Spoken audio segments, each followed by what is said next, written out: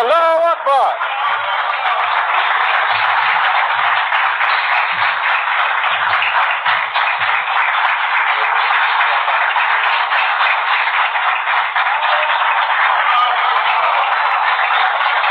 Assalamualaikum. Y'all may be seated.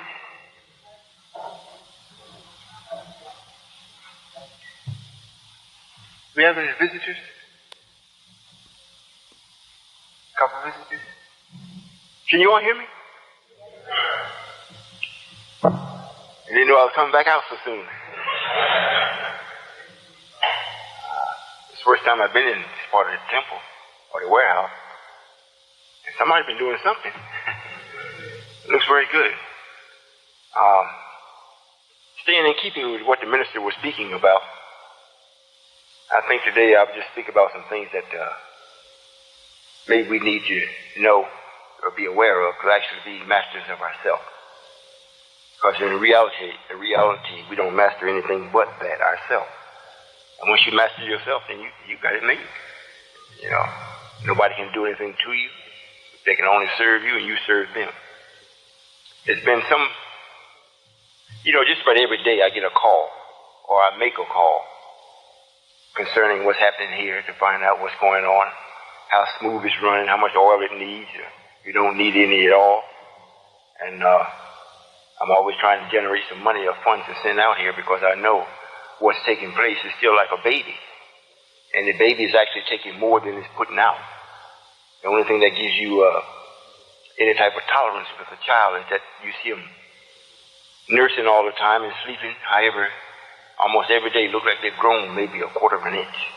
So progress is being made. But you still see them doing the same thing. They cry and the mother pick them up and they feed them and they change them, they wash them and they cool a little bit and they go right back to drinking again. Then they go and take a nap again. So, in nature, the same thing happens with us. It hasn't been enough things here generated or the baby or is not mature enough to actually give out more than what it's receiving. So we have to keep feeding it. You all understand what I'm saying? What I constantly think about all the time, and you all will be the masters of when I stop thinking about that, is when, is this everybody that's with us here? I was going to say, it looks a little slim. I'm constantly thinking about the routine of things. Those of you that are working in the different enterprises, you do it consistently, day over, day out, day in, week, month, year. If the proper thought is not applied, the rhythm of what you're doing will make it very uncomfortable for you. It looks like there's no growth being done or made. You start to get tired. And we don't see our people really rushing in, even the people that live here. We don't see our people rushing in to find out or to participate.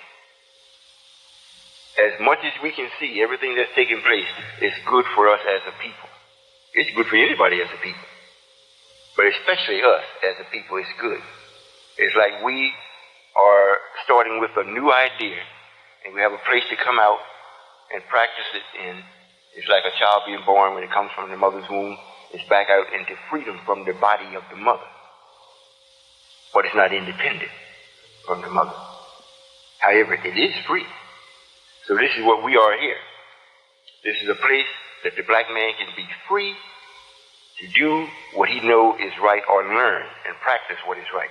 He's not independent of Allah, nor is he independent of the devil at this time. He's not. We're not.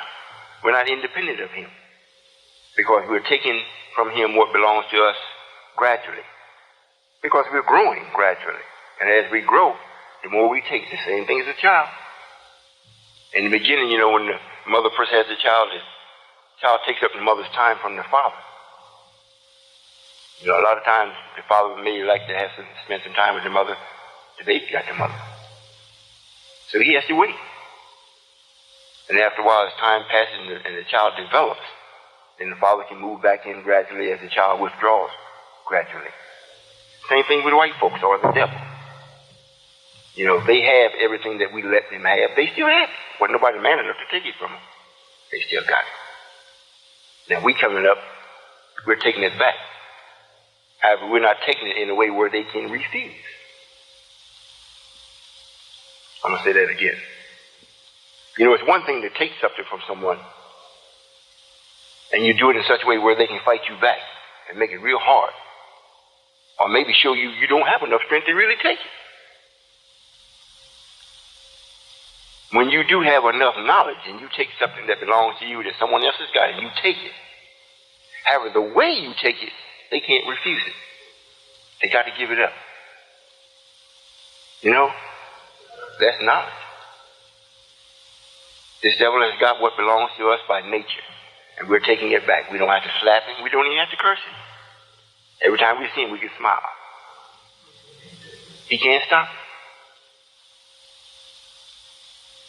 I just thought I'd say a couple of things like that. You know, I'm really surprised, and I'm not.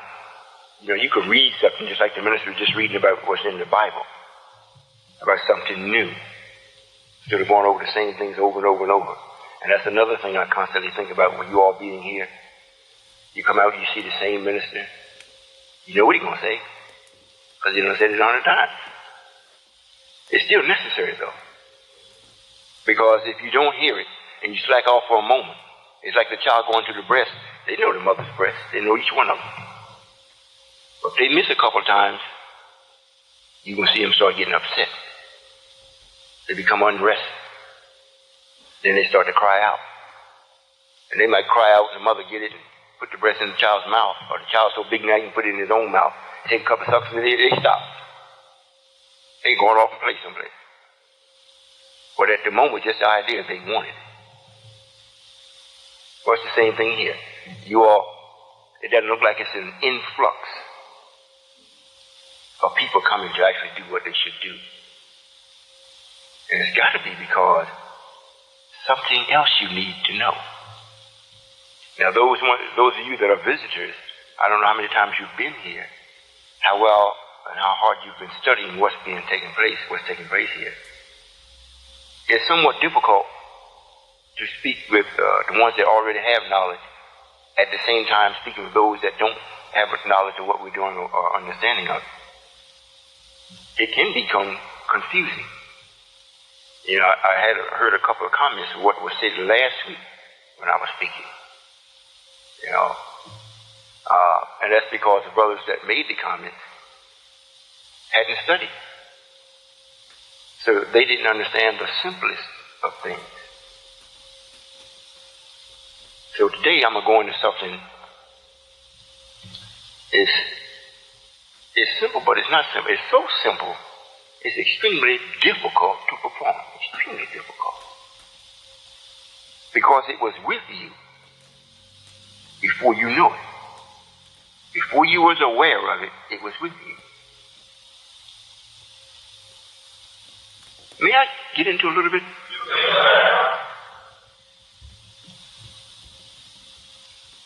The minister called me this morning and he asked me about a couple of passages that was in the Bible.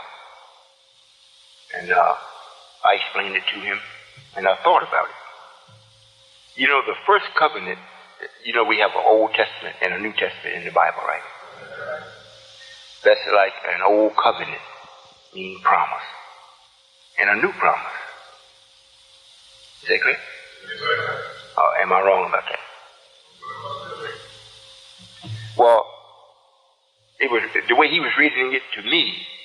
It read that God had said that the old promise wasn't sufficient or wasn't right for the time. How can God make a promise and the promise not be all the way right? So if one just reads it, you think, well, how could that be?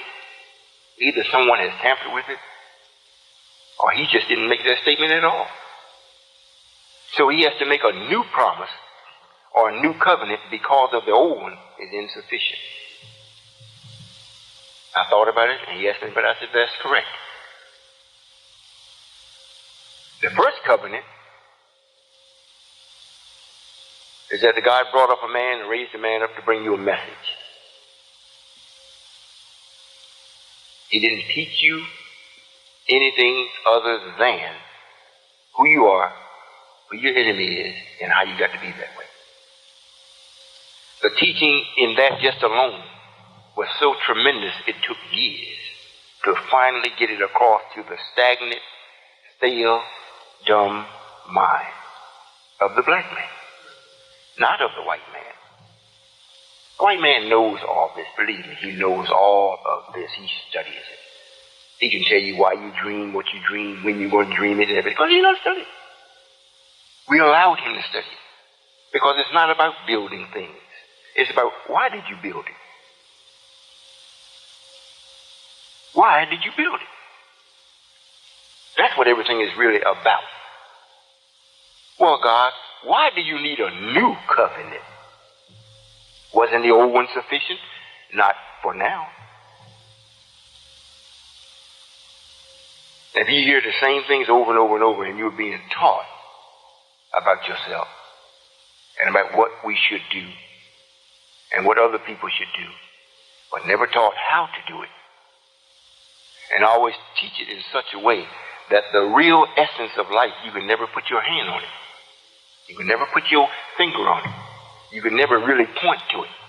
The only thing you can say, it is. To a dead man or a man asleep, that has very little bearing in the way of giving him a formula to practice good sense. And that's what has happened with the church.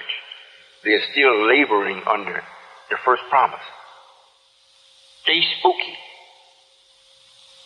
because they don't have any real knowledge as to what's really taking place, in the part that you don't see. You know, we see white people. But why are they white? If you find out why they're white and come from grafting, why did that take place? You got to keep asking why until you get all the way back down to the very core. But you can't find no other fraction. It's down to its lowest common denominator. Can't be broken down no lower. Then that's when real sight comes. You know, we didn't make them from us. They know they were made from us. They know it. They know it. They know it. And you know they know. However, because of that, they're not going to give you nothing. They're not going to say, oh, we know that you are our father. Matter of fact, we put it in the Bible. Honor your mother and father so that the days that you live may be long upon this land or earth. We already know it. We know you, Daddy, but we're not going to give you nothing. We're not giving nothing up to you, and we're not going to give you nothing other than what you made us to do. Give you hell. Although if we do treat you right, you promise that you will cause us to live longer on this earth. It's written there, isn't it? Black man didn't write it, did he? The brown man didn't write it. You don't even believe in the Bible.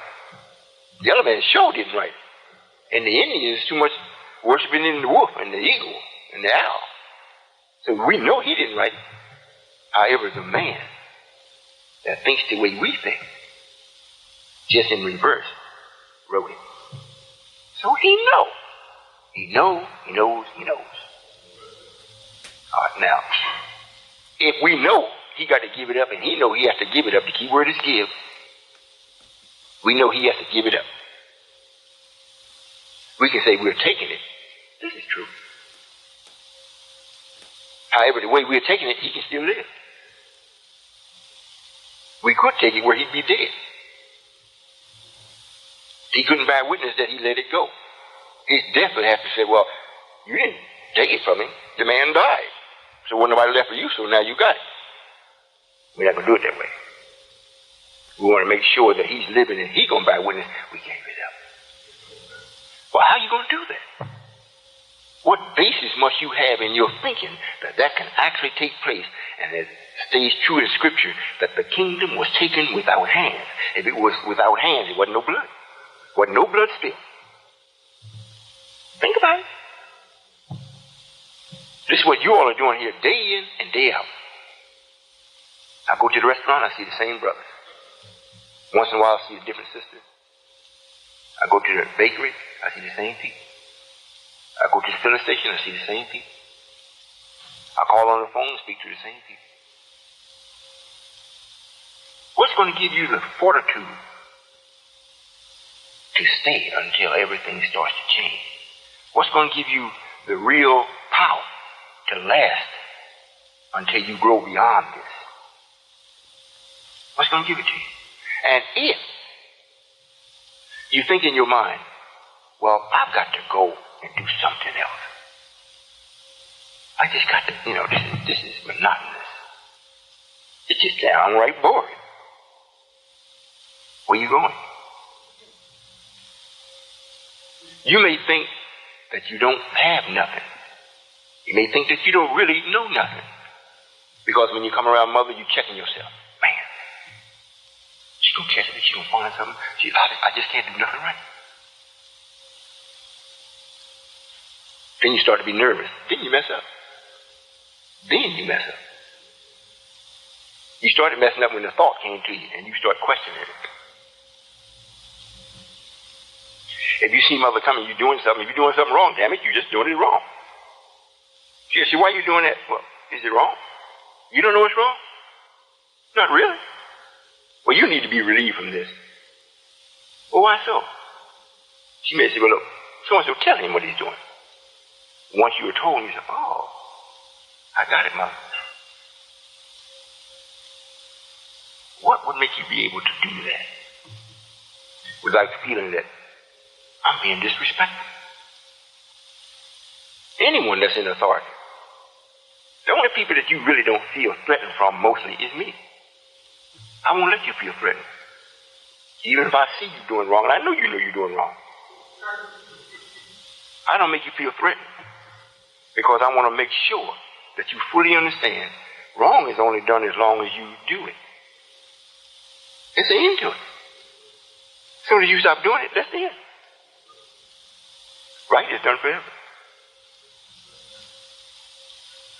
I don't think you know what I'm saying. As long as you're breathing and you're doing wrong, you can stop. You're still breathing. So if you stop doing wrong, ain't but one thing left. Now you're doing it right. And you will find that right gives you a much better reward. Very peaceful. It gives you freedom. When you're doing wrong, you feel like you got something to do. If somebody catches you in it, you got a good conversation to deny it, lie about it, defend it. You know, you're doing something now. However, you're not. You're playing with Satan. What I really want to get into, what makes me to know that you are successful is because of what I'm teaching and what I'm doing, how I think. My thinking, not to boast, just to tell the truth, is extremely powerful. I have a personal relationship with each and every one of you all. You may not see it that way, but I do. There are some things that you do, and it's not you say, oh, I'm afraid Father's going to say so-and-so or do so-and-so to me. You don't think of it in the way of Father, but you do think of a consequence from right or Allah. In reality, you really can't separate Allah from me or me from Allah. It's one and the same. So that will put a certain check on you. You won't go but so far. Now, let's get into why this actually happens.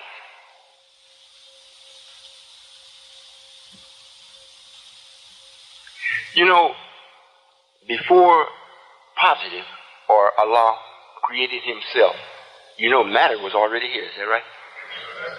Matter was already here. And it was filled with negative. And as long as it had no knowledge, purpose or aim or direction, it was proper to label it as negative. Once Allah created himself and then used the material that he found here, he then employed direction and purpose and aim to the material that the negative is already in. Then when the negative comes up and starts to adopt this intelligence, then it's no longer referred to as negative. Then it's Satan. So in fact, Satan was here before Lot. It's like we came and confiscated his domain. So his every waking moment, which he never sleeps, is to get it back. Bring you back to nothing. Oust this positive. Get it out. Leave us alone. We was doing all right before you came in. So since you are occupying that material, you shaped it and molded it the way you wanted it because you put purpose and aim to it. Now, the material is in motion from the author or someone else that didn't make it. So the real author is so weak. However, he still has ownership because he's still in it. So what he does is takes and use your own strength to bring your own self back to zero. I don't think y'all know what I'm saying.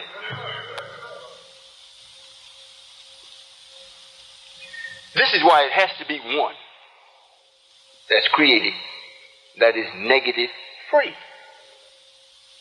Negative free. If it wasn't, it would be the same thing over and over and over perpetually. Forever. Forever. So since one was produced that does not have negative in the material, that gives that one the right to free up all the other material.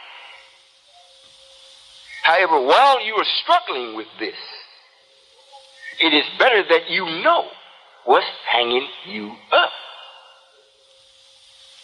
I was speaking with my grandson, and he's one that I have seen go through many things in the unseen. Naturally, we had to let everything run its course, so he seems to have learned from it. And since he's learned from it, now he's starting to teach what he has learned. The protection of Satan. And Satan always speaks to your conscious mind and subconscious mind through the material that you are in and he is in, always to defend itself, to hide itself. Are you listening? Yes. So we need a new promise. We need a new covenant. So it's got to be the one that is actually new to bring it. Then those of you that accept it, then I can make it real. If you don't accept it and don't show any type of fortitude to actually make it come real, then I have taken advantage of you, we can say once again. But I'm not to take advantage. You're to accept this. When the instructions are brought to you and you feel as though you got to defend yourself, that is not the real you. That's negative now that has a purpose and aim, which is now called Satan. You're trying to explain a way where it can still be there and you don't hurt it. So when they say, well, why did you do so and so and so and so? Well, and you just come right, just start to lying. You tell the lie, you put the burden back on the other person. Well, you prove that I'm not lying. That's what this world does. That's what Satan does. He gets you tied up in trying to prove that he did or did not do something. But now he's using your power that's rightfully yours to do that. I think you all don't understand what I'm saying. Do you all understand what I'm saying? I'm going to make it plainer if I can. You know, it's like, I think the saying is, in law, 90%, what, occupation is 90% ownership or something like that? Possession. is 90% ownership. Well, if you apply that same principle, we possess these material, the body. I'm not talking about the clothes thing, but the body itself, even the fabrics and everything in it. Everything that is material has negative in it. Everything. Even the air. If you don't think so, sometimes just walk across and scrape your feet on the rug and then go touch the doorknob. You get a shock. If no negative was in the air, it wouldn't shock you. So all the material got negative in it. Here we come along. Now we take possession of all material. We got it. So it's like, we got it. It really is not ours, but since we have it, it's like we own it. However, Allah didn't make negative. He didn't create negative. He found out that it was here after some trillions of years. Trillions of years. Then he found out, well, what is this? I can't get rid of it. I don't care what I do, it's still there. You think about it. Now, we come with the new covenant for an old people, on old material, for it to be changed around and for you to subdue this negative, for you to put Satan in check.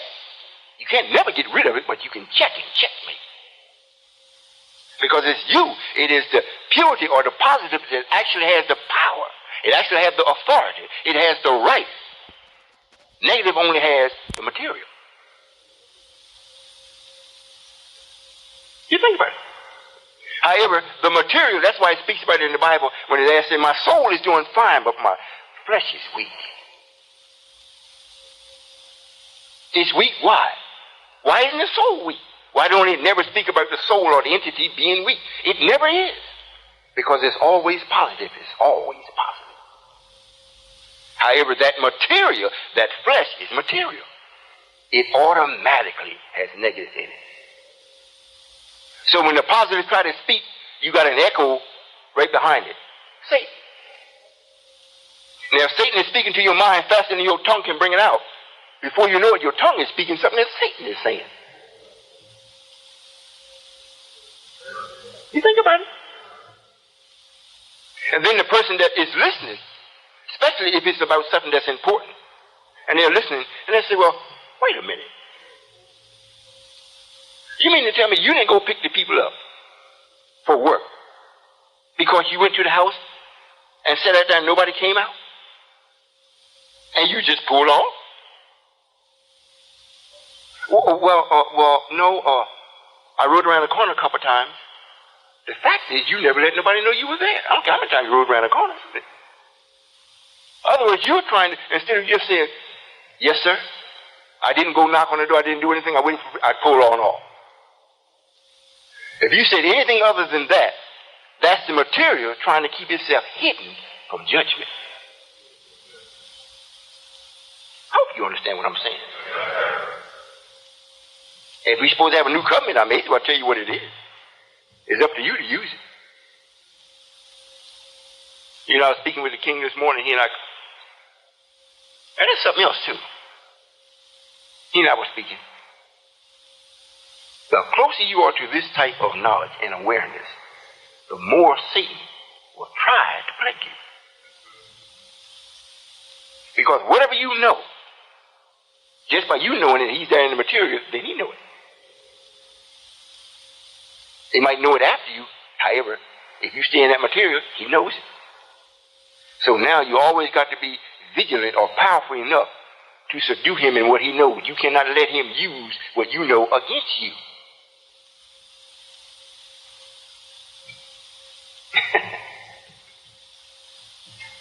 This don't sound like a teaching, does it?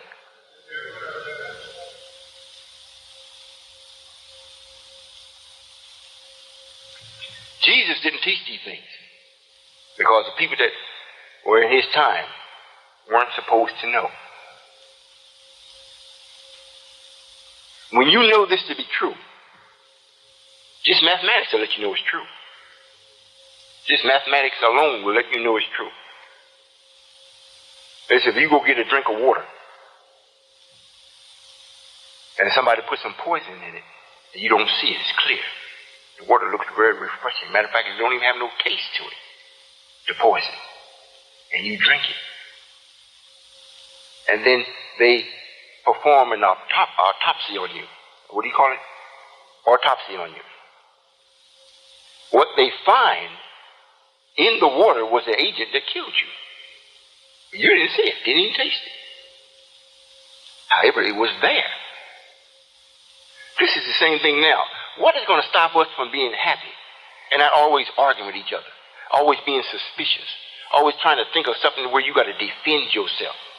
As soon as you ask a question, even to yourself, if you know you've done something wrong, and you know somebody's going to say something about it, before they even come to confront you, you start giving your own self alibi. How you going to answer them? Protecting the material. Because Satan makes you believe that the material is so important. You got to protect it. Above and beyond what of its importance. You got two hands. If you cut off one, I can still make it. I got two eyes. If I lose one, I can still see. However, just the material itself has within it its own safety mechanism. And if you allow that to speak louder to you than the truth, then you'll fail. The fear will keep you always hiding, protecting Satan.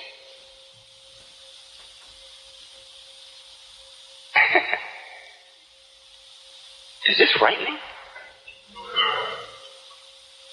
Is this a new spin on how you've been seeing it? It's not? So it is? Well, this is what men do. If you're going to man something, it means you got to know it and already be the master of it. Most of the time, you don't speak in terms of authority about nothing until you've actually mastered it. If you haven't mastered it, you can't be the authority. Because there's a few things about it you don't know. You can be good at it. You can be an expert at it. Which is saying, be excellent experts. But to be a master, you got to know. If you're going to be a law and a laws, you got to know everything. At least if you know it, you can choose whether you want to do something about it or not. If you got the water with the poison in it, hey, at least let me know. If I want to drink it, then I drink it. If I don't drink it. But if I don't know it, I'm doing something, killing myself, and don't know it.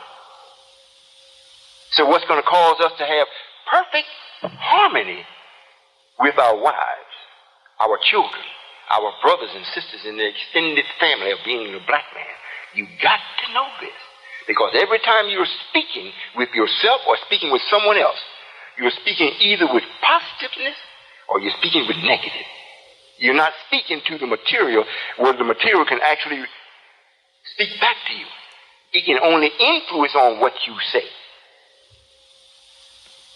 Material don't have no brain.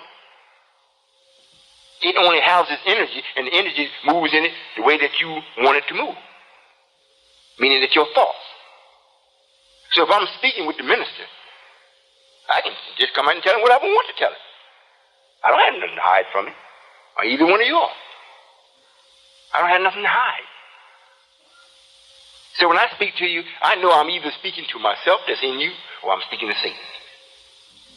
And if I see myself speaking to Satan, I try to speak to you in such a way where I start speaking with you in you. Then I get the proper conversation back from you to me. I don't put more weight on you to make you feel guilty about what you think you're doing wrong. Unless you're just going to jam me up. Then I have to tell you, look, you know we can't do that. Wouldn't it be better if we done so and so and so and so? If you wasn't protecting this material or yourself, what you think is so important, you would answer truthfully to yourself. You would take everything that we're getting because you don't know how the money is coming in. I know how you make bread because I've made it. I know how you lay a brick because I've laid one. At least through a couple of them. Most of the things that you all do, I've done it. But what I do, you haven't done. So when we bring a vehicle here, we get a house that's all messed up, a whole community that's messed up. And we start to take it over, apartment by apartment. As long as you feel and think that this is Father's, or this belongs to the nation, and you don't see yourself as you are the nation, we're going to lose half our time retracing this tracks that we just stepped out of. Because everything that is material, since negative is in it, it dislikes us, it has a nature about itself to break down, just to stop us.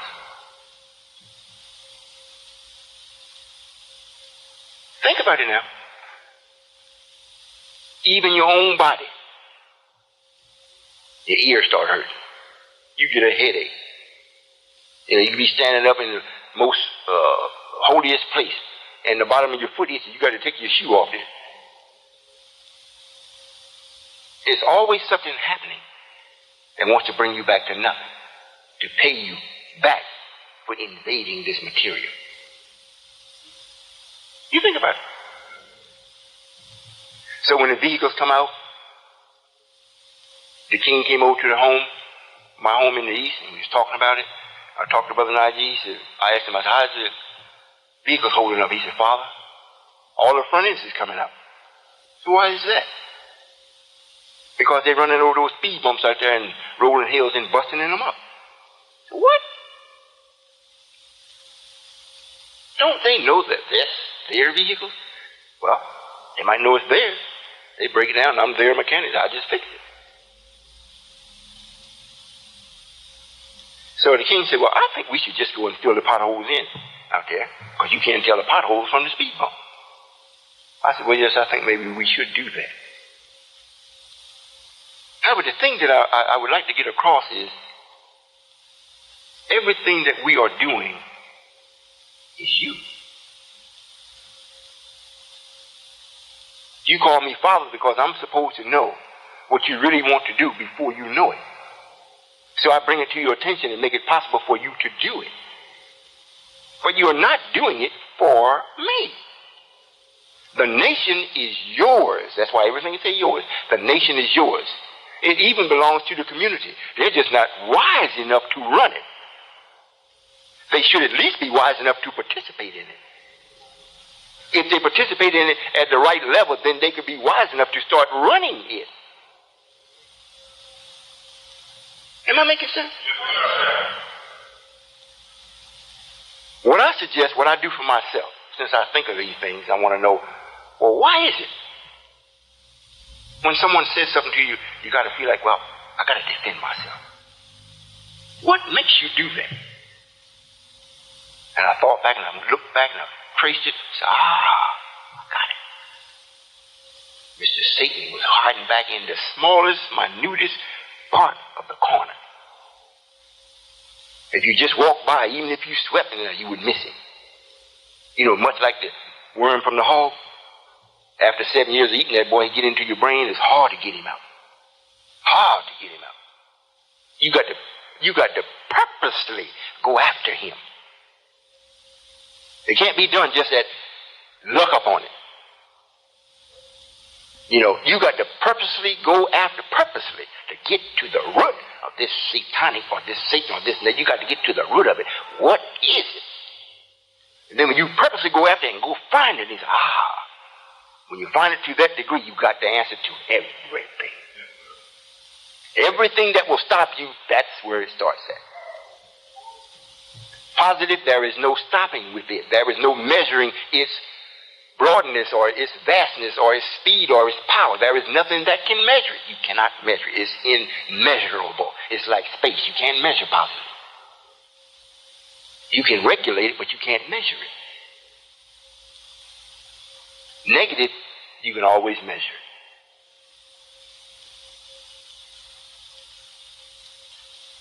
And it always tries to stop you. If it does, it's because positive let it. It even gave it power to stop it. So this is what it comes about, all this selfishness all this I come in. It is never from me. It is never from positiveness. It's not from that. It's always from Satan. Always. I just thought I'd let you all know that today. Maybe it would give you a deeper insight on what really is. So when you see your brother, or even look into the mirror, you look into the mirror and you get your eyebrows straightened, your mustache up, you're looking at yourself. Why do you have to look in the mirror to see yourself? Or why must you use somebody else? Baby, do you see something on the side of my jaw there? Up here? How come you can't see it? In other words, the material always has to be maintained. Your entity don't. It never has to be maintained. It's the maintainer. Even on yourself. When you look into the mirror, you're looking to try to maintain this. To keep it looking fresh. You go wash it. You feed it. You cut the hair on it. You do all this kind of stuff for the material. That don't have nothing to do with the spirit or the entity. So just that fact alone that you got to keep doing that lets you know something is wrong. And just for the fact we got to have somebody to look at us for us, or fix a device for us to look into that will give us our reflection and lets us know that we are still children. No real God has to have nothing to see himself. None. So as we grow and develop, we will get to the point where we won't have to have someone to look at us for us or look into something to show us ourselves.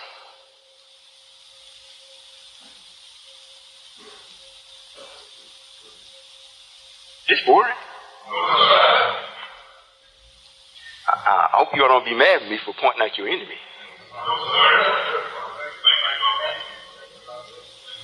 He's unseen. And one of the things that really will put you to a test is the material or the entity that's in material that's not authoritative.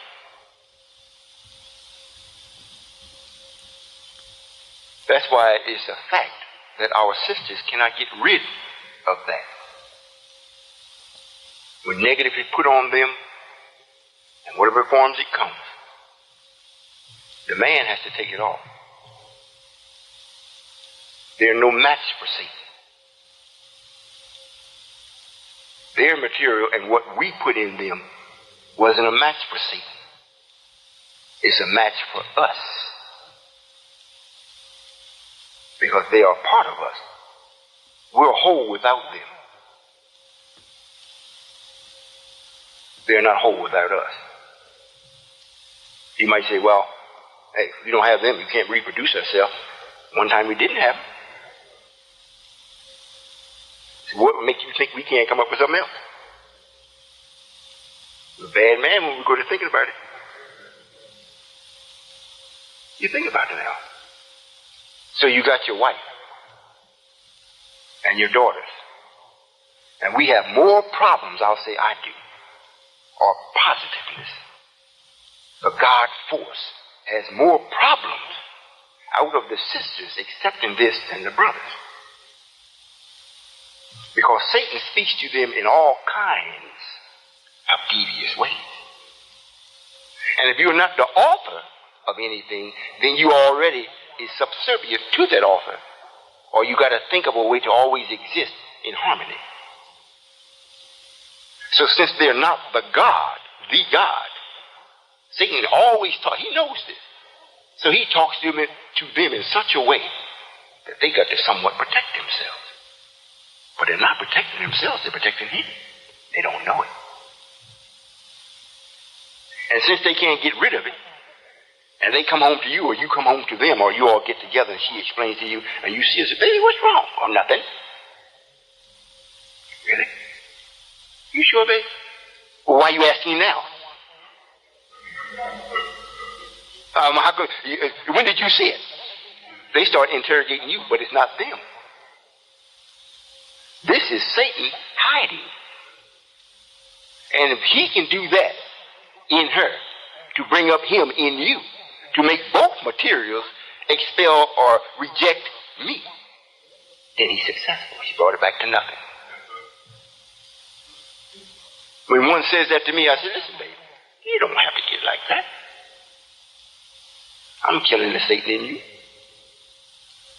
And I would like to keep you. If you intend on holding on to Satan, both of y'all got to go. However, I let them know, just by truth, not telling them truth, but being it. When you're speaking it, they can see that you are what you are speaking. And Satan always backs down, because he came face to face with God, and he knows if he pushes, he's going to be gone. So he shuts up. Then the sister comes back out, oh, I love you, baby. I never would have thought of that. They may have thought of it, but they would not have had the right or the power to actually make it true over the influence that keep whispering to them. That's why Satan don't let them forget nothing 10 years ago. They bring it back in your face. I remember you did this. You what? You forgot about it. It happens every day, all day, 365 days a year, all the time until I get rid of it. So since that is a reality, then the real reality is that positiveness must triumph over this. You got to know if a person comes to you and you're doing something wrong, especially if it's an authority. I do this whether they're authority or not. They come and say, well, Brother Solomon, or Brother Royall, what? Oh, I'm doing so and so and so. Sometimes I read them when they come. I said, either I'm doing something they don't like, or I'm doing something wrong. Sometimes I get a jump on it. When they get close to me, I said, you see something I'm doing wrong? It like startles them, like, oh, how you know? I didn't really know if they're going to say it, but their facial expression is saying, I'm doing something that they're not pleased with. So I asked them, before they asked me. Now they got to come out and say, well, oh, not really. Then I said, are you sure? Well, I don't know, but man, forget it. Look, hey, if you see something, just say it. They'd be put at ease, and then they start telling me, so and so and so and so and so and so. Oh, okay, brother or sister, this is what you're missing. Then I explained to them this. Oh man, I'm glad you told me. I said, see, if you never told me, we wouldn't have had this conversation. You'd have walked away, or you told me some kind of thing that both of us have been upset. But that's not what it's about. It's either Satan talking to me or myself talking to me, meaning Allah's talking to me. There ain't no in-between, man, because there ain't no in-between forces. If I'm speaking with a brother or sister, and I do know the sisters have a right to show that they're upset. You know, it's like a child being caught with his head between the railings of the stairs. They can't get out, so they're crying. So if you don't let them out, then you're worse than the child. If you have to break the rails, break it. Get your head out.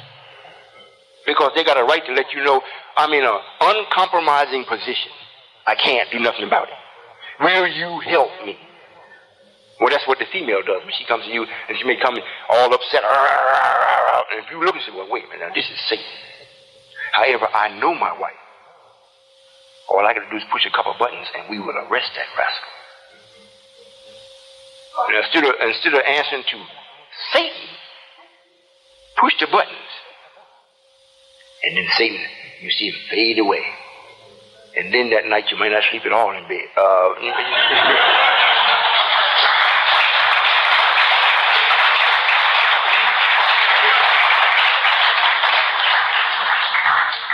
Because they have that type of pressure relieved from them.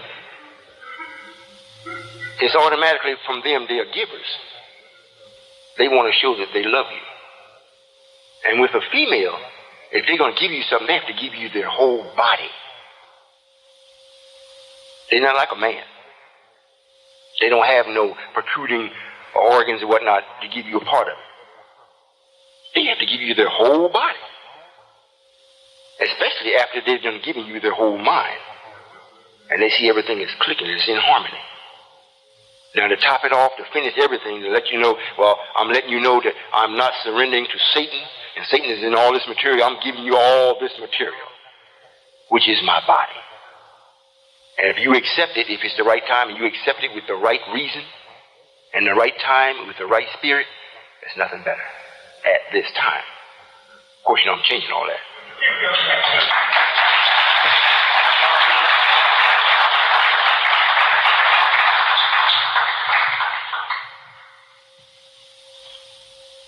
I hope I'm not talking too much. Everything is for real. The brothers that is seeking knowledge, this is real knowledge. It's not where you're going to go and read it in a book and think that you've gotten something. All real truth is not in a book. You have residue of it that's written. When the white man puts it in a book and you read it, I don't care how heavy it may seem to you, it's got Satan in it thoroughly. So it reads in a way that's always favoring him. Much like the Bible. The Bible favors Satan tremendously. It never tells you that there's a difference between the people. It makes it like all people can partake of this. All people are God's people.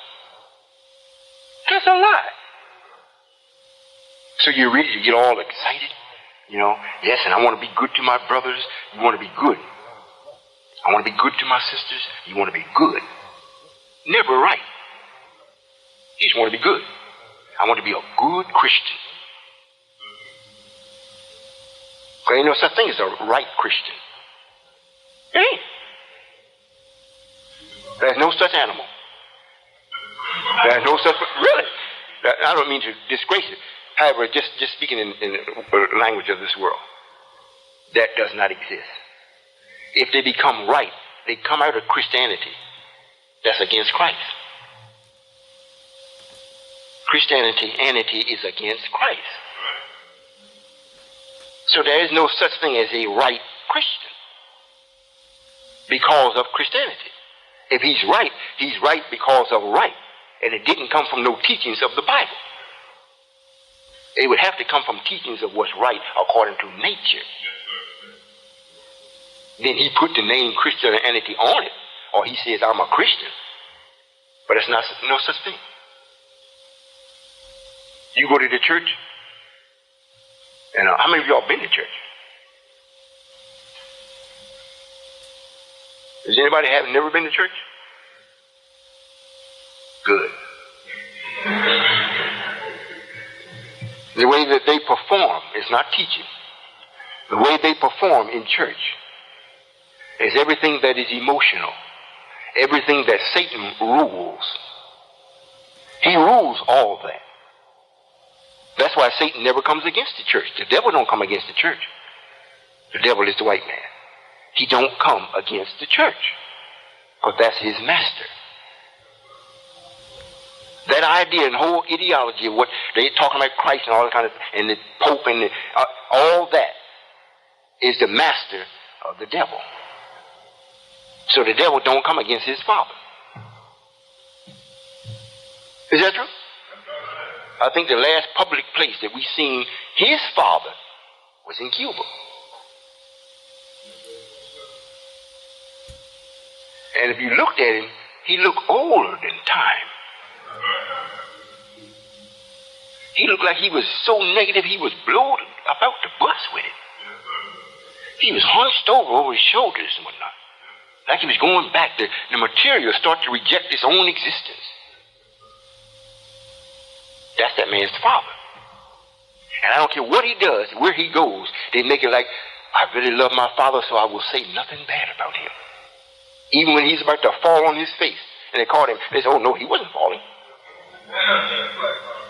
And then they show it where he was falling. So it's like, if you got good sense, the man was falling. But the way they present it to you, like, we're going to do everything respectful to our Father. And we're not going to come against him. Even when they were showing you the man was falling, they did it in such a respectful way. They didn't say nothing about him or really get on it. I like saying, they just outright lying. Why don't they just say the man was falling? Look at him, he's catching it. They didn't do that. You understand what I'm saying? That's their Father. So there is no right Christian. You have to be a righteous man and woman. And a woman cannot be righteous. It's impossible for you to do that if your man is not righteous. That's why, since this, if you've listened, and what I just spoke about, this negative being here first, and already had ownership of this material, and a woman is not the author of her own being. She didn't create herself. We made her. So she don't have the right over the material that she's in. She don't have no authority over it. She cannot stop the whispers. So if that is true, why would she be in the pulpit teaching as though she has the same power as the author? You see, that's why the Bible says no woman should do that.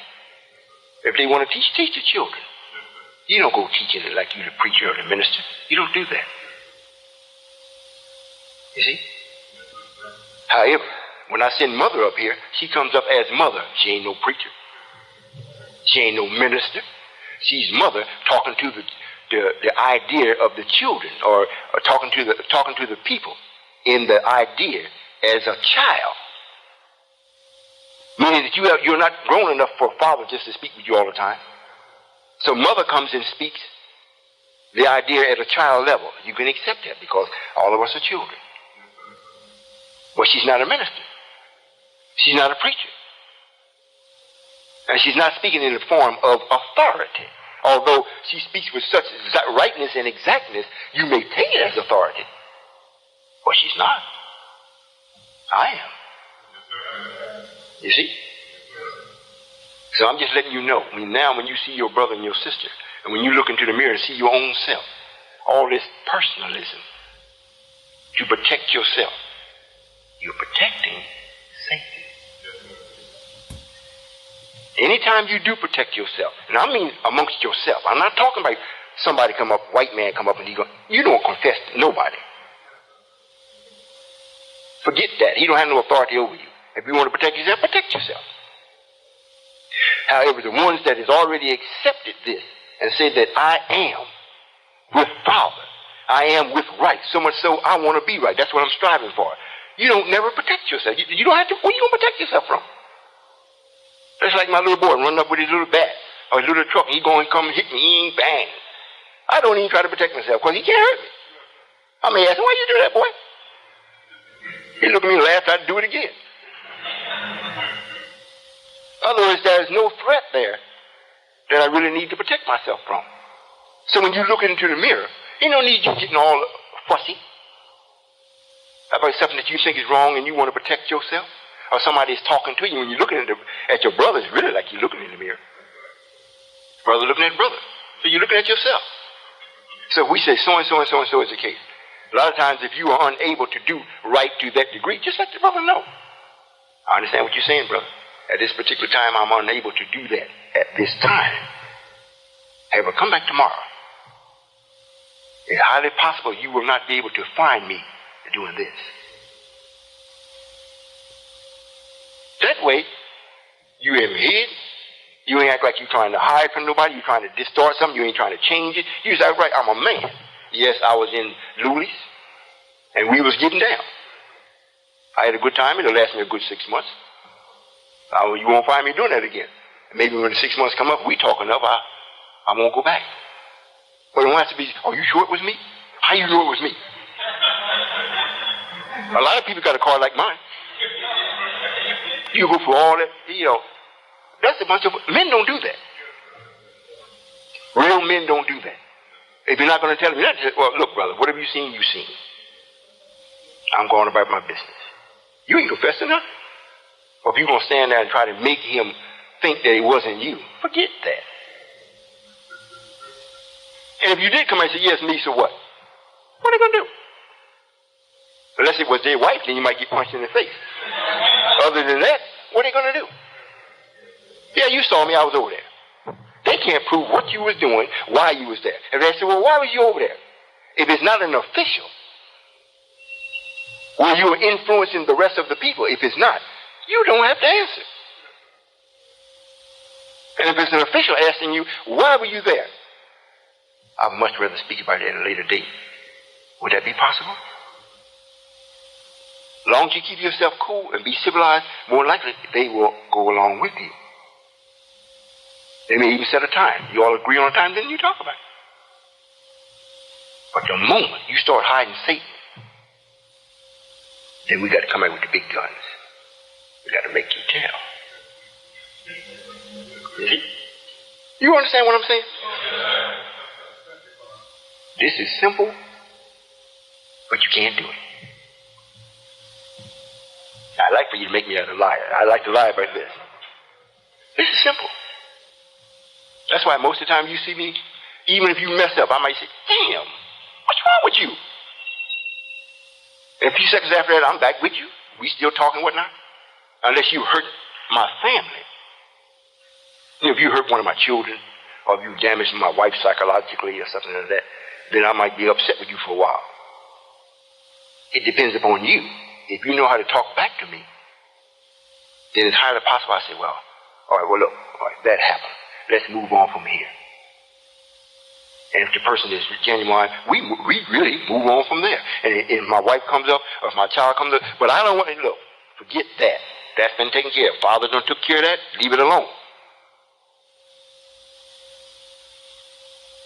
I hope you all understand what I'm saying. This is what the community around the world don't know. The few words that I've spoken this afternoon, they don't know this. You got the Muslims over in the East that has brought it over here. Warwick Dean was born here. His father was the messenger. He went and brought this Eastern Islam practice of it here. They don't know this. Minister Farrakhan don't see nothing but green, and it has to have white people's face on it. He don't know this. None of them know this. So they look at us and think, well, they ain't doing no more than what we're doing. They're trying to get a nation because they're trying to get some money. So they think this. And they lose. Then when they come to talk to either one of us, no, the whole nation of them can't handle one. Not one of us. I send Yanni over to them. They can't do it. They can't do nothing with it. Nothing. However, we don't stop because they don't see. We keep on doing what we're doing because it's right, and there's growth. This type of growth, when the people actually get it and they see it's because of you, even the parents, when they see that their children are doing this and it's so right, and it's so freedom, receiving so much freedom from it, then the real love comes. The real love. You ever heard mother say, Father, you know, at the mic, say, Father, I just love you so. You ever heard her say it, right? She loves her father because I'm real. I don't say, when she said it, it ain't no brownie points. You know what I mean? Well, you know, here, baby, here's a couple extra dollars. I'm so happy. Then I said, well, no, I'm taking a couple more. However, there is nothing added to it or taken from it. It either is or it is not. So if she says she loves me, I know why. If she's upset with me, I know why. Because she's trying to hide Satan. If she's upset with me, then I go help her get rid of Satan and tell her, baby, look, I don't want no partnership, you and Satan. I just want you. You don't need to get this tape and listen to it. Yes, you need to get this and really listen to it. You know what Jesus did 2,000 years ago? Forget that. What Muhammad did 1,400 years ago? Forget that. What the Pope did a few days ago? Forget it. What we're doing today and tomorrow, that's what you focus on. Because I, being your father, I've got to give it to mother. She did a magnificent, splendid, She carried her duty to the max. She didn't let not 1 or 100 of you all take her away off the path. She didn't let you do that. So therefore, she made it possible I can come and tell you these things and teach you these things about what hangs you up. Now, what hangs me up? Hangs you up. I got a fire to burn all that material that has Satan in it and won't give it up. I'm going to burn it up.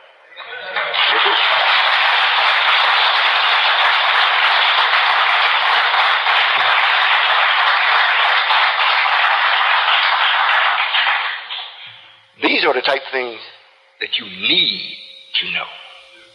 If not, you're going to perish. You know, and it's already written that you die and you come back. You die and you come back. The Indians over there in India believe you come back as a cobra, as a cow, as a tree, as a skunk. But the key thing is that they believe you come back. You only transform matter. Sometimes you come back as a male. Sometimes you come back as a female.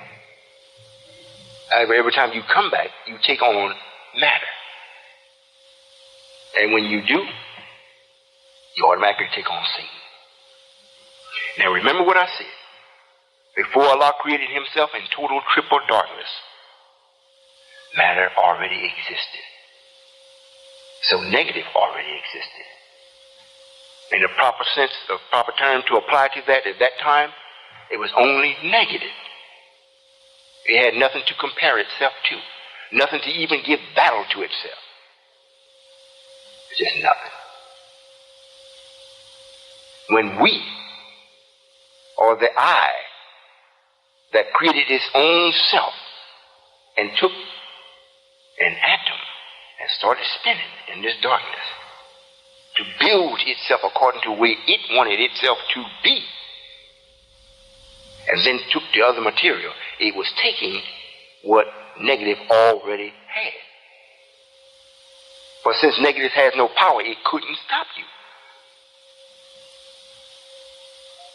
However, after you had put this knowledge and wisdom and vision and sight and purpose to the material, it listened in on you. And then it learned to speak your language. And then it always, like the Quran reads, spoke to you with strong resolution to trap you up, to make you get out of that material because it don't belong to you. So what I'm going to do, I'm going to make it get out.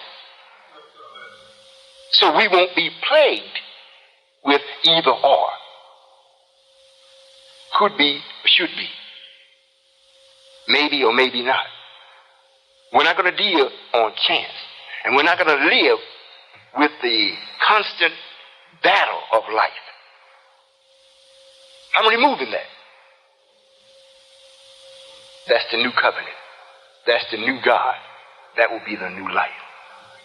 Now, in order to get started, like I say, Mother have done very well as far as teaching you all. And you've been in class. You still are. While you have your hands on. It's one thing to sit up in a class like this. Like I went to the schools, you know, Lord, it's pitiful. It's so pitiful, I can hardly even speak about it. College. It's supposed to be a place where you have collected knowledge with age to it. So they call it college.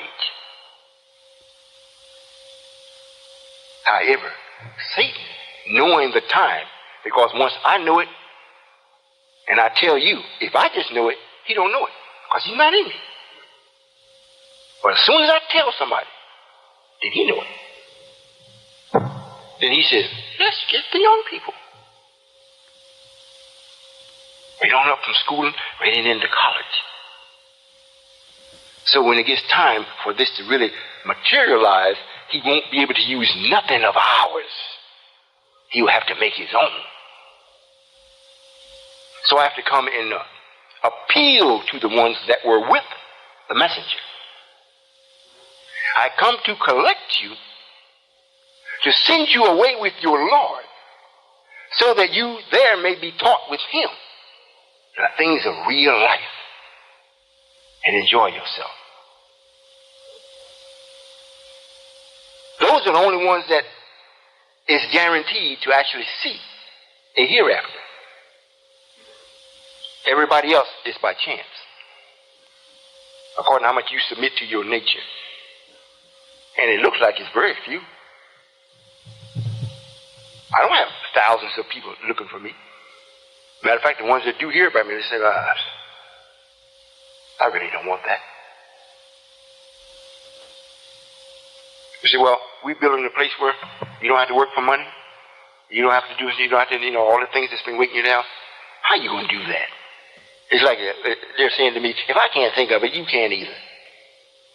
If white folks ain't thought about it, what makes you think you can think of it and you're going to actually do something in this country that white folks ain't that? You think they're going to let you do that? They forget all about prophecy. They forget all about it. But Whitey be in the church every Sunday, all during the week, just teaching prophecy to his people.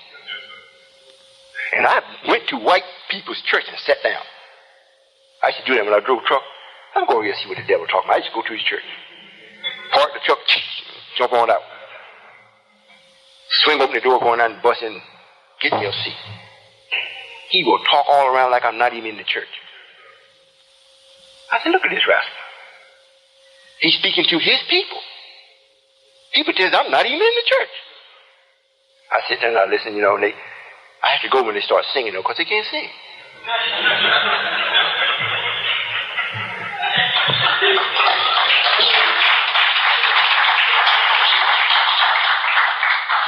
Well, that's what happens. The children that are now coming with us are the ones that you all are having, and the young people that have been disenchanted with life as they know it, and they come and they see this may be a little slow because of the routine of the rigmarole of the workforce. We have to do this just to enchant or just to attract our people. They are used to work. They are used to seeing evidence of work. That's why they teach you, you can make it if you work hard. I'm stopping that. We're going to make it and the work going to be easy. However, in the beginning, what makes it hard is the way you see it. I drove back last week. I said, well, Wednesday, roads will be clear. Everybody should be able to make it back, no problem. I go back on Wednesday. Get caught in the biggest snowstorm I've ever got caught in. We sitting there in the middle of the road, can't move. I said, man, I should have left Tuesday. See more trucks lined up right there in a little bit. I make it in. I said, I'm going right back out. They said, you going right back out? Yep, going back out. I got all the computers for the supermarket. Well, Secretary James said he needs them right away, whatnot. I don't know what he going to do. He ain't nothing to add up nothing, but so I said, well, I'm going to put it in the car. I'm going to take it on out. We got quite a bit of flour, so I'm going to put 2 bags of flour in. So I came out of the car, I was squatting down, carrying the load. So a lot of people say, well, you just got in and stayed overnight, you're going right back. Man, that's a lot of work. To me, it's not. I got in, I slept, I ate, kissed my wife, changed my clothes, got back in the car, took off again. Because I'm coming to a place that love right. Yes, I'm coming to a place that love me. Yes, I'm coming to a place that I love.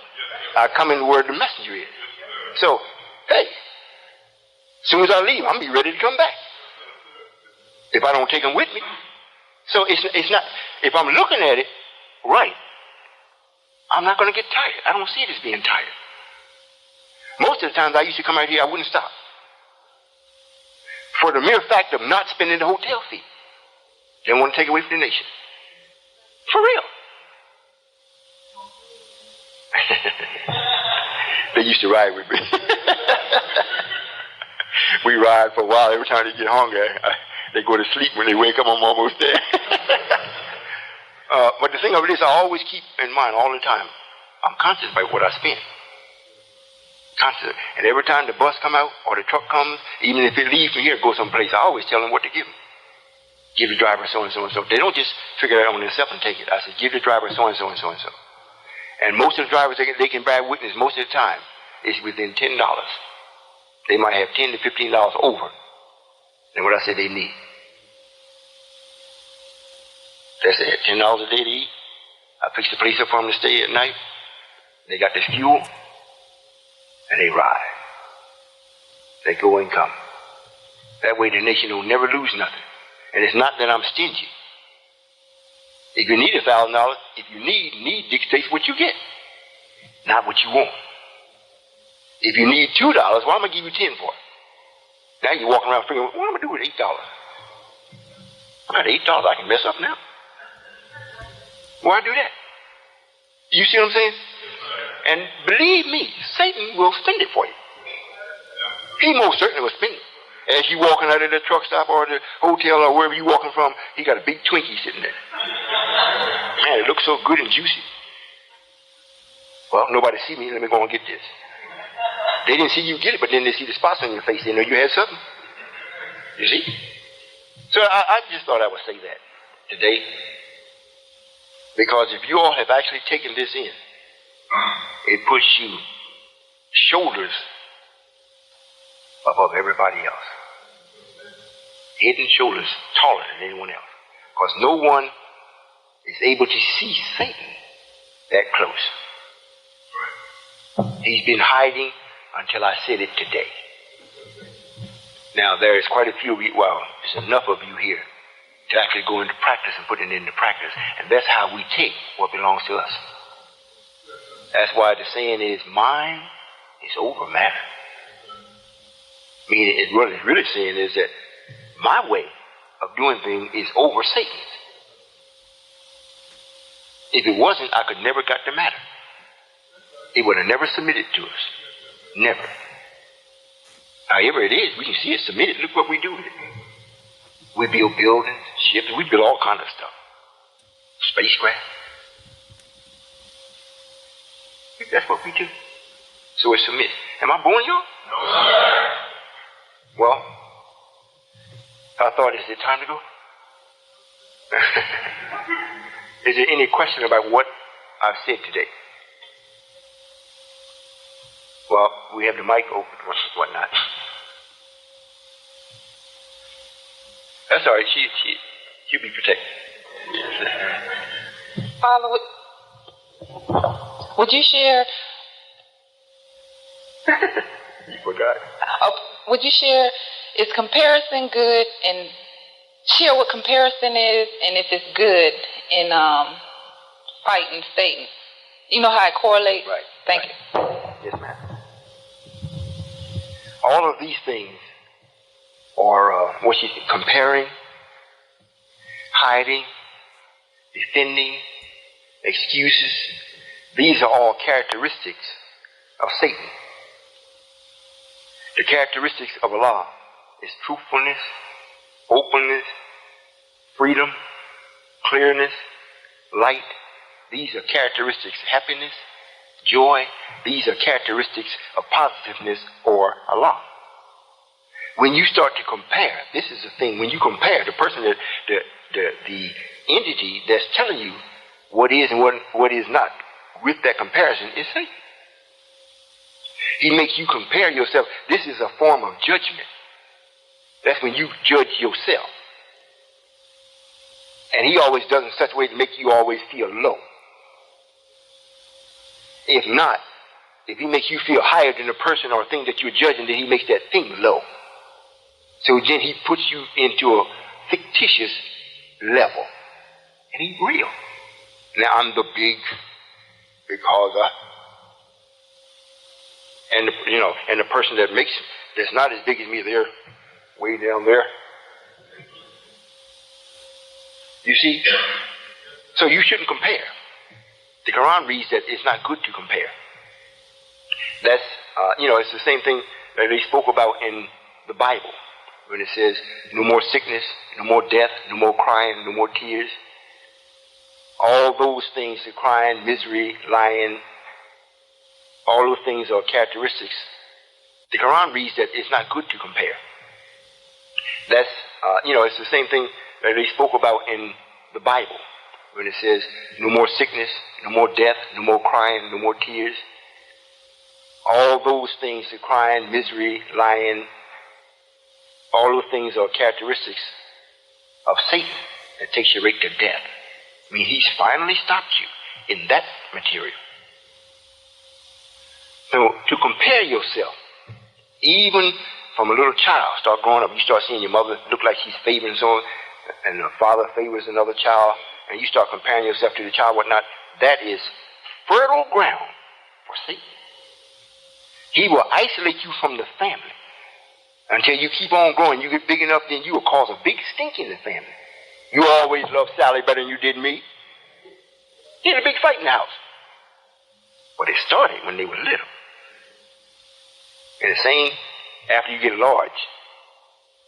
And you go and you say, well, if you all compare yourself with me, I always like to think or put into motion, if you do compare yourself with me, I don't make it impossible for you to reach this.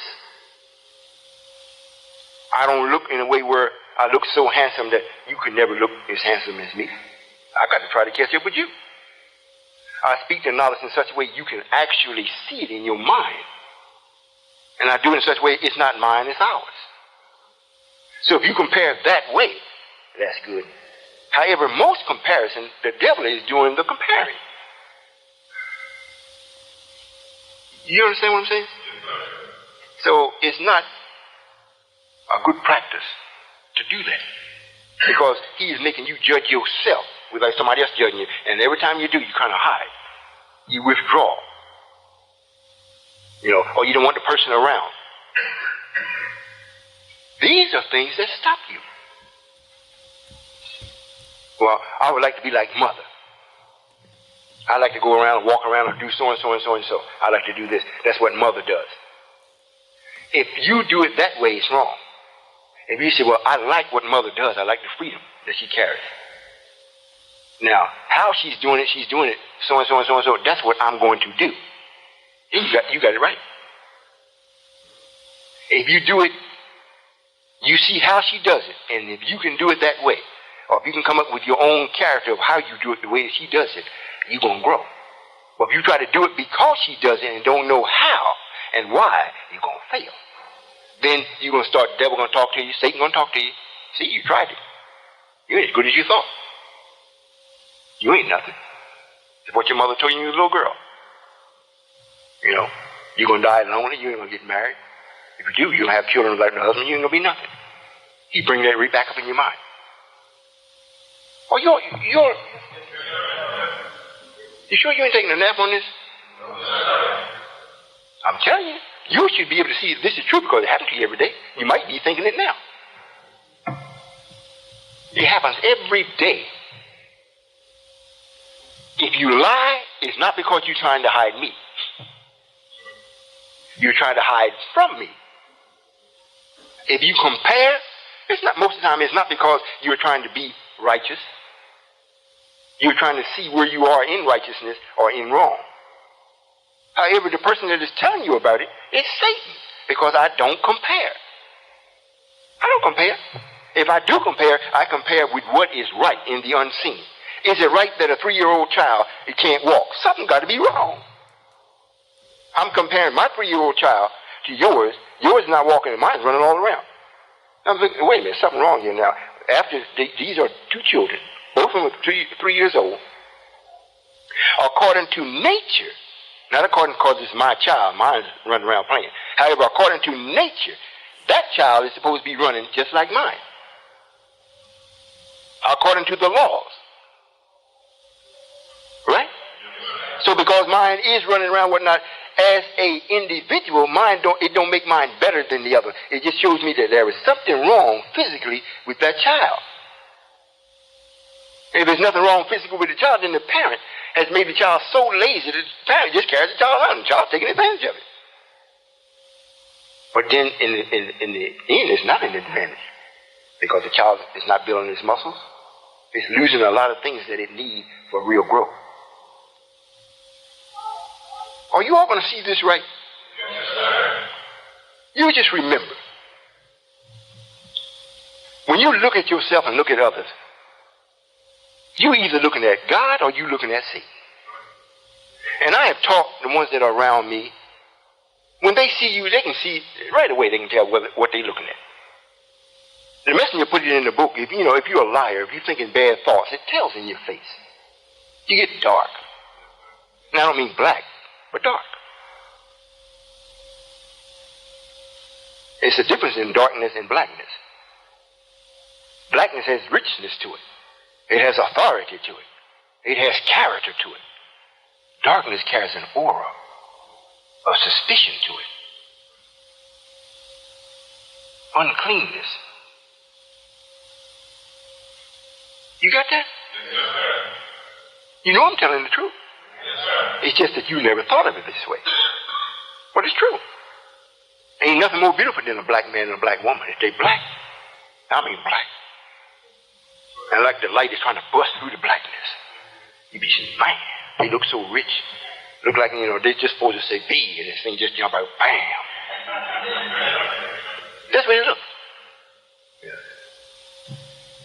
Did that answer your question, Mother? I should say something else? Yes, ma'am. Just go ahead. Yes, I'll repeat it. Oh, so just a moment. Young man, what's your name? Will you just hand her the mic?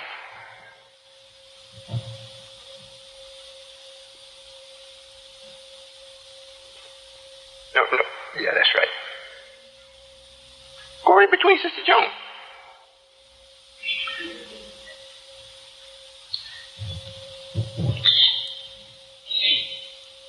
You said you left and you kissed your wife to come up. Which one and how long did it take? Well, we have a ritual. I get you to do it. I just put a pair of lips up there. I have one question and a request. My question is, what is a strong key that we, male and female, yet especially female, can use in combating jealousy? Balance, equalism. In other words, if the husband has conducts himself in such a way where he brings about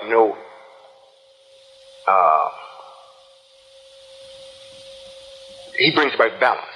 Anytime he brings about anything other than balance, or if he finds it unbalanced and lets it stay that way, then jealousy is going to come in. If everything is balanced, then there's no room for jealousy. They cannot practice jealousy. They may have a concern as to, is this really balanced? And if the brother or the husband can show them what balance really is, and they see it, and their nature will say, yes, that's it, then they're fine. Because they cannot find where there is more energy directed to or given to one more than them. When this is done, since they're not the author of themselves, it's like, well, am I going to lose? Have I lost ground? And if I've lost it, is it going to widen? This is a question, and they can't answer because they're not the author of it. So the man can't just say, well, no, baby, you're not going to lose ground. He has to conduct himself in such a way that what he does says it. There's no ground lost here. You're right in step and right in harmony with everything and everybody that is with me, that is of importance. You're just as important. Jealousy can't come in then. Even if it's one doing something that you don't know. It's in such harmony, if you want to know it, you will learn it from the person will be glad to teach you. The only reason why you won't learn it is because you don't really have no interest for it. However, that don't promote, will it bring in any jealousy? That's what the man has to do. A woman can't do that. In other words, if it's a whole house full of sisters or a nation of sisters or captains and, they getting together like, then how many millions of women came up there to Philadelphia? The whole thing was off balance.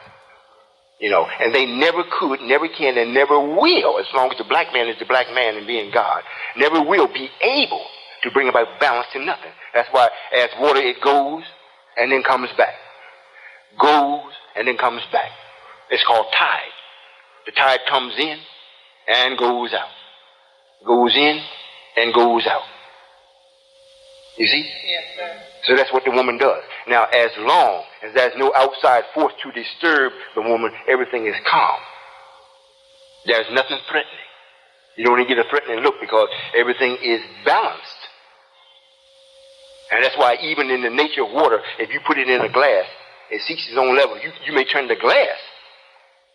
The only way that you can tell what degree the glass is turned is by how the water is slanted in the glass. The water don't change its level or its relationship to the surface of the earth or the gravity that it's in. When you set the glass back up straight, the water comes right back. It never moves. The glass may move, but the water don't. It stays there. It constantly keeps its equalness. And if you do that with a sister, jealousy cannot come in. It cannot come in.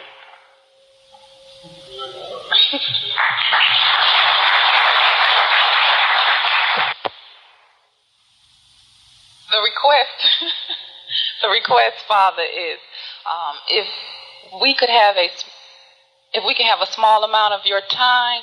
I don't know if this would be appropriate to do in-house, or however, the request that I have is that we're able to share with you some of the things here in heaven that is working with us, the individual, that we would like to have solutions from the father level than the mother. You mean we as the nation that's here? Yes, you asked me would I spend some time to refortify the truth in such a way that they would be balanced and more happier? Yes, sir. Answer of personal people's. Like I could start it off. However, it would have to. It is a request of mine. Well, I would honor that while I'm here. However, the personal questions and personal things, I would like for it to be done in a setting like this. This way, if you got nerve enough to bring it out, then you're not hiding Satan. You know, what I speak about everything that I do. If I don't, it's because you're not at the thinking level to keep only me in it. You know, whatever I do, there's nothing wrong with it. Because I don't have no partner. I don't have no partner. And that's one of the things that keeps peace in my home with my wives and my children and the people that come to stay in my home. You know, all the beds are filled and people still want to come get in the bed. Say, where are we going to? I'll sleep on the floor. I'm looking for the roof to fall in. Or, you know, you can't stay here. I'm already jammed. I can stand in the corner. You know, if I'm doing it, it means it can be done. And it's not that I'm feeding them any type of special chicken. Ain't no special food.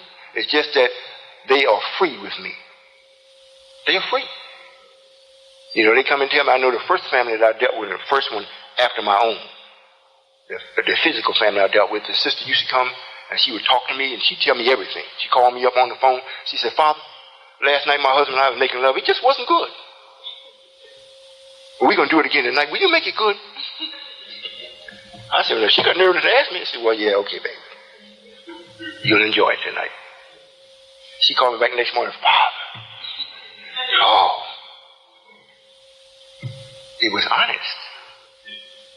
It was innocent. It's right. We invented lovemaking.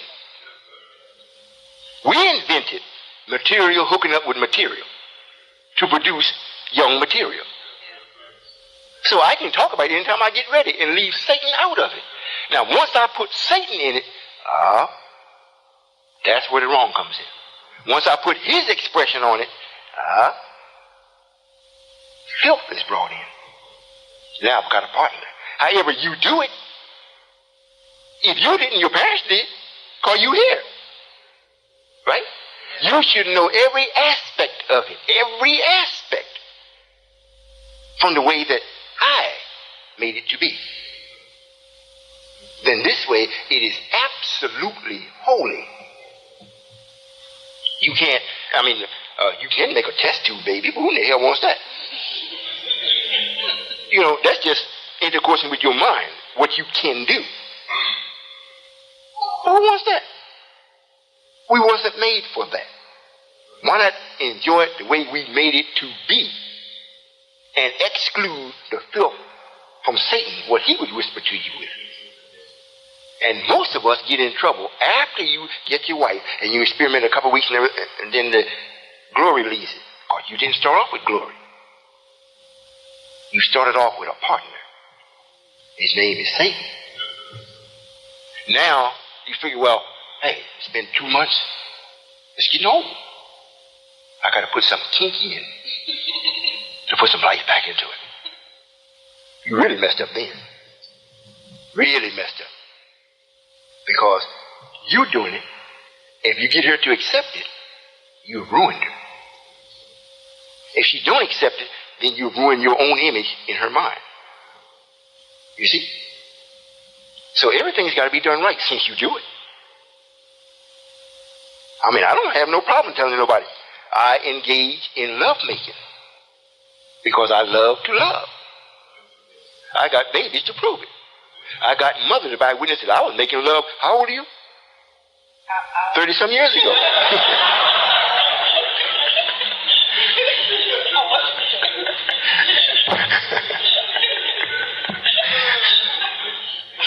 There's a right way to do everything. And if you use it, it never fails you. It never, never, never fails you. So if you got something personal, this is what I would do. It's personal. I'm going to come up and ask it. I'm going to utilize the language where I exclude negative and only use the positive. And I'm going to say it out because I'm not ashamed. Now, if you did it and you know goodness well you was wrong and you loved it, you loved that wrong, well, then maybe you shouldn't say it out. You come talk to me.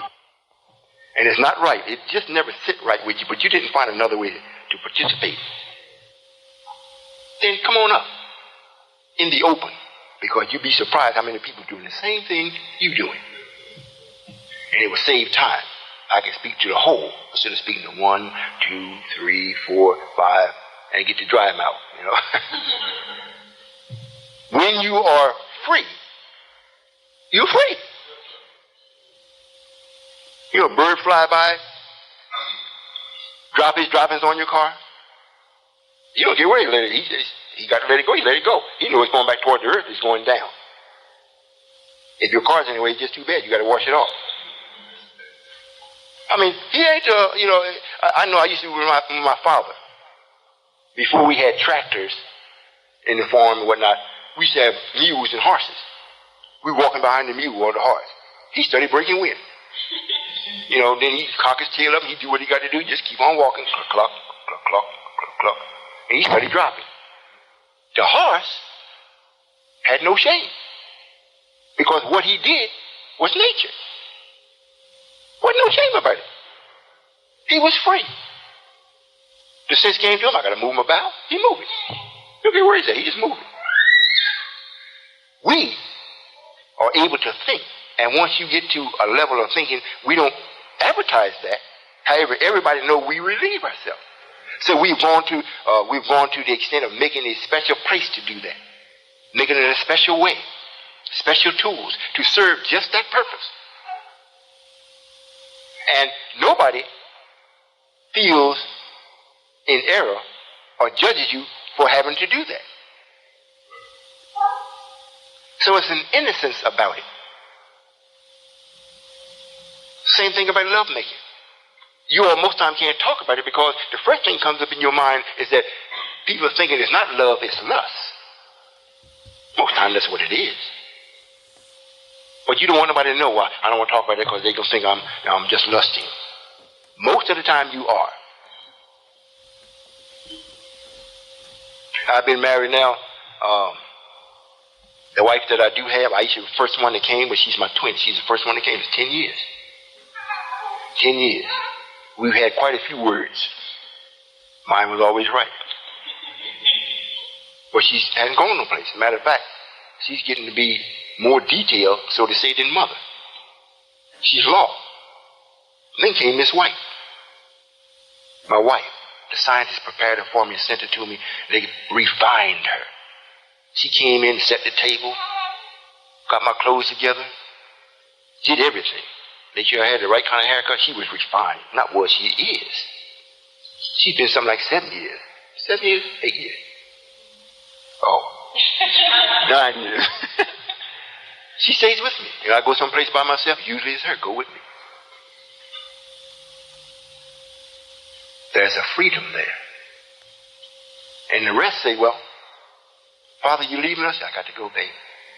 You going to be gone long? Just as long as I'm gone. Well, will you hurry back? I'm on the way back now. All of them is happy. They all jump up if I leave in the middle of the night. They get up out of bed and come stand at the door and get their kiss. And I'm gone. When I come back, I can't hardly get in the door. They stand there and get a kiss for me to come in. Because I didn't show Miss White no more love than I show Aisha. They are all with the truth. And if they love it, they got it made. They have 2 days with me if I'm home. Each wife has 2 days with me privately. In other words, they are permitted to come in my bedroom and sleep there if they so choose. And they can tell me their innermost thoughts. I bring comfort to them in their thoughts. And then they have to go to make room for the next one that's sitting and waiting. However, they're not just sitting and waiting. They got duties that they do, that they carry on, and it keeps them always occupied. So no one has ever felt left out. They're never felt alone. And most of the time, when they're in the bedroom, I'm in the bedroom, they're talking, they leave the room 12, 1 o'clock at night, 2 o'clock, all of them in there. So they're like really done stepped in on the one that's supposed to be in there privately. After that, all the thing you can do is sleep. It's too late. I'm just saying it because it's easy. I don't try to make it like, well, I love you better than I do the other. Or you're as much closer to me than the other. It's not. You are who you are. I love you for that. And if I have any power, I'm going to magnify that. And if the other one has that and they're not magnifying what they're supposed to do as being who they are, we all say, well, you know, you could do better. And we know you could do better because of so-and-so. And you remember? Yeah, I remember. Well, if you wanted to be better, just do that. You know, all these are principles that I'm speaking of. You might say, well, Father, 7 wives. How do you keep 7 wives peaceful and happy? How you keep them satisfied? It's very easy. I just be me. I don't never be nothing else other than me. They cannot wake up not one morning and find me different this morning than I was yesterday morning. They already know if they're going to lie, they ain't going to get away with it. Because I'm going to find it. I'm not going to accept it. I don't care how good they kiss me that morning or that night. Oh, you lied? We just can't have that. They know, and I don't change. If they need support, they know they can come to me, support mentally or even physically. I can lift up by 2, 3 of them at the same time. One in each arm, one on my back. And they can't take me down. I don't look that strong, but I am. The others have to wait their turn. You know, listen, just speaking of principle, Brother Secretary James and Brother Minister Derrick and myself was writing. I was writing through them some of the things I was telling them what to write on the internet. Are you all listening? And the brother was so upset with truth. And the way that I seen it, the brother that owned the website or the what do you call it? The listserv that the people write into, he was so upset as to what was being written from us that he decided to kick them off. Don't allow them to write. But this is what I saw from me. I said, there are quite a few people that really need to know the truth. Now, if he kicks us off, then the ones that want to know won't know. Since this is a listserv, and it's supposed to be for elevating the thinking of the black mind, that's what he called elevation. Well, then it would seem that you would want something written on it that would really elevate you, instead of something just to converse about. So they got put off. So I told Brother Secretary James, he told me, I said, why don't you just write and let him know? You know, you should really be careful. You putting us off, Allah may shut you down. Well, what was it, a couple of days ago? I got a message from him that he was really in trouble. He was experiencing some real difficulties. So much so he was asking someone to write him or call him, gave his phone number, even his home phone number. Call him. He needs somebody to talk with. You know what I did? When they told me this, I said, write the brother back. Let him know whatever he did, or because of him disrespecting the UNOI and the spiritual head of it, is the reason why he's experiencing these difficulties. It may not be all that he has done, but nothing supersedes that. However, if he wants relief from that, there is a way. He all but has to do is reverse what he did. And then the burden is on me. Did y'all get that? It's like they're going to stop us from talking to the people after he's gone into business for that express purpose of talking with the people. Now they're going to choose and select who they will let the people hear. There are others that was on the server. Every other word was foul. And they kept them on and encouraged them. Ours was knowledge. And that because we are in the United, not in it, because we are the United Nation of Islam, we always gave the reason and the purpose for us being. If the Nation of Islam would have been what it should have been and could have been, it would be no need for the United Nation of Islam. And because we set that out and gave clear evidence against its leader, then they were highly offended. But however, I wonder, and I really don't, how much more would they be offended if they were to hear this or to experience the fire? You see, there's no comparison if we're going to compare. If they're going to put us off and make it impossible for people that's on the internet to hear the truth and see why there is even a purpose for the United Nation of Islam. That's not stopping the fire. It's coming. It's coming. It's on its way. It's written about it. It's in prophecy. I just told you where it is, where it's going to be at, where the deepest part is going to be, and everything else. The minister couldn't tell them that. However, those that do not accept this most certainly will taste it. Some may live in it for a while. So I think it's a mercy. So I said, well, if he wants, write him and let him know that. If he wants to change his condition, reverse his ways. What he did to get in it, reverse it. He may experience a relief. I think that's real good. Well, I didn't want to get off the subject. Was that it? Yes, sir. You said yes, sir. Yes, ma'am. The request is granted. Yes, ma'am. I'll do that. When do you all want to do this? Do you all want to speak to me about your problems in a setting such as this, or you want it private? Setting like this? How many want a setting like this? How many just raising your hands? Well, you know, this is, if you want to say real therapy, real clean therapy, a good laxative. If you do it in a setting like this, that's what you'll receive.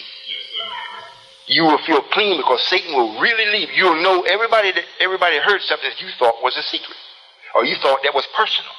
You'll get to see it don't have, it only has power as long as you keep it personal. Once you put it out, then you say, it don't have no power. If I did everything personal, I would only have the sun to shine personally on the righteous. Wouldn't shine on nobody else. Everybody would see the righteous because, everybody else be in the dark and looking at the righteous walking around. Sun wouldn't even shine on, and, it just wouldn't shine on. But we don't do that. And don't say it can't be done. Don't tell me, well, that can't happen. The sun just shone. Don't tell me it can't be done. Just say you don't know how that could be done. But it can be easily done. The same way that they have the satellites out orbiting the earth and pick up your license plate. Or pick up the $100 bill you got in your pocket. Man standing right next to you, and I was looking at a movie, and I said, listen to this man telling on himself. He was saying they got some bacteria or an agent that they can put on the money, and it only works on the certain DNA. Meaning you're talking about it only work on black people. White people can handle the money all day, everything, and the stuff is on it. And you go and handle it right behind them or whatnot. You feel everything's fine. They handle it. But it's on the money and it kills you. So don't tell me I can't make the sun shine just on the righteous. My problem is, where are they? You see what I'm saying? So don't think in limitations as far as what Allah can do. We took the matter from the beginning and we put it into motion. Satan had it all along. He never put it into motion. We took the matter and put it in motion. We got a whole universe of matter and organized it. Universe, we got 3 of them. I'm bringing in the 4th one. Matter. Put it into motion to serve us. Mind is without negative. All the other 3 is negative. So don't tell me what we can't do. Just say what you are unable to do at the time. If you keep living, you'll be able to do whatever you can think of, you can do it.